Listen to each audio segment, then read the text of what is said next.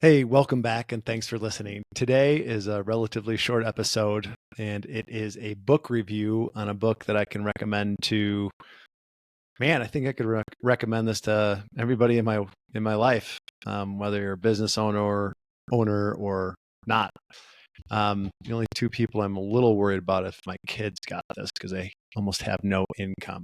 But everybody else, this is a book review on Dan Martell's Buy Back Your Time book. And I've read a lot of these books in the past about, using VAs, virtual assistants, and how to make the most of your time and time management. I've read tons and tons and tons of them. This one I particularly like for a number of reasons. I first ran across Dan Martell, to be honest, I don't know, might have been on Instagram or might have been on LinkedIn.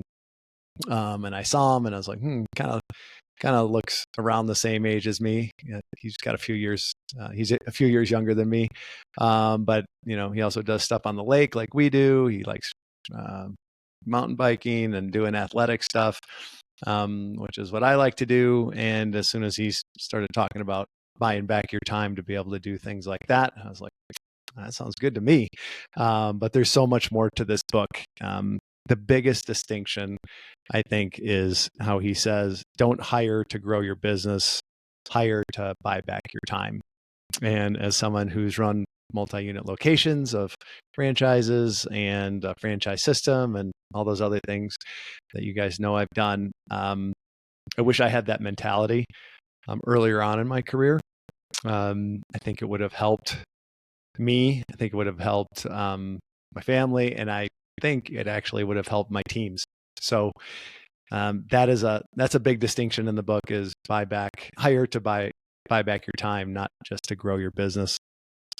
He talks about the GSD mentality, or GTD, getting things done.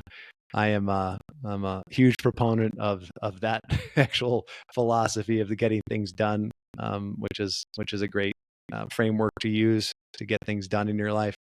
But his point is, at a certain point, he says around 12 or 13 people, direct reports, you're just not going to be able to outwork that load. So just grinding even harder to get things done is not going to work. And it'll probably end up getting you to what he calls the pain line, which is where you might start sabotaging your own business, whether you know it or not. And things aren't going to run as smoothly in any case. And they certainly aren't going to be as enjoyable, thus the pain line. So that's one thing. He gives a few frameworks in the book that are just fantastic that I could relate to. One of them is, I'm not going to give everything away here. You need to read the book or listen to it. I've done both. Actually, when I first got it, I just listened to it on a couple of long drives that I had. And then I bought a few copies of it, gave one to my wife, actually sent one to my virtual assistant, so that she can apply the same principles to her life and hopefully help her grow. So, he has this framework called audit, transfer, and fill. It's like, see where you're spending your time, what's filling you up in terms of energy, in terms of money, what's not, transfer some of it, and then fill it up, with other higher value efforts that you can do where your particular genius is. And I'm making it sound a little bit more complicated than it is. One of the things that I really liked about the book is, like, the way he wrote it, it kind of meets you where you're at. So I could see someone that has never used a virtual assistant before still getting a ton out of this book. Just be like, oh, okay, these are delegation tasks. So, like, I can hire someone on Upwork or wherever for a lot less than I can do it myself. And for myself, I've used a virtual assistant for about 3 years now, coming up on 3 years, I think. And I actually learned a couple of things in here to help me work better with my virtual assistant. And then there's also things further down the line for me that I'm not quite there yet. But I'm looking forward to getting there, and I have a pathway to do it thanks to the book. So there's other things in the book that just resonated really well with me. There's things he calls the 5 assassins to your success, and he provides a really good description of them, and 2 of them just jumped right out at me. I'm like, oh, that's for sure me. And then Unfortunately, there was more than one of those, but awareness is the first step to a solution. So at least I'm aware of them now. And when I'm one of those assassins is lurking and stopping me from success, I can kind of picture them. He talks about 3 trade levels, whether you're an employee and trading time for money, or entrepreneur trading money for time. And then you get to the final level of empire builder, where you're trading money for money. I'm not quite at the empire builder level, but I'm working to get there for sure. And he's got some great time hacks. He doesn't like the word hacks. No one does, because it sounds like you're cheating, right? But there's some really good ones in there that I was immediately able to apply. The definition of done. What does done look like?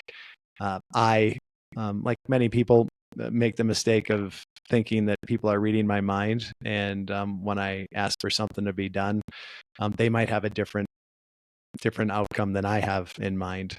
So I've gotten better at communicating that, I think. And then just for people that are working with you that sometimes might bring problems to you and just not the solutions. He's got this great ratio thing, 1-3-1. He's got 2 great ratio things. The first one is 1-3-1 is like, what's the one problem that we're solving for right here? Because, a big problem can get lumped in together. So it's just, what's the one thing that we're working on right now? What are the 3 possible solutions that the person that you're working with can bring to you? And then you decide on one. And another great ratio he's got in there is I forgot what he calls it. I call it the 10-80-10 thing. It's if you can offload 80% of a task to somebody else, it's still fantastic, even if it's not 100%, because you're just worried about it getting done the right way, or the way that you would like it to be done. Maybe that's a more accurate description. So you're involved in the first 10% of setting up whatever this project is. Then you let that person run with it, or that team run with it for 80% of it, and they bring it back to you for the final 10% cleanup, revisions, and approval. That one really made sense to me. And at the end of the book, near the end of the book, he's got a great quote from a gentleman named Rob Hill. I have no idea who Rob Hill is. Maybe I should. But in any case, Rob Hill said something pretty cool. He said, "My goal is to build a life that I don't need a vacation from."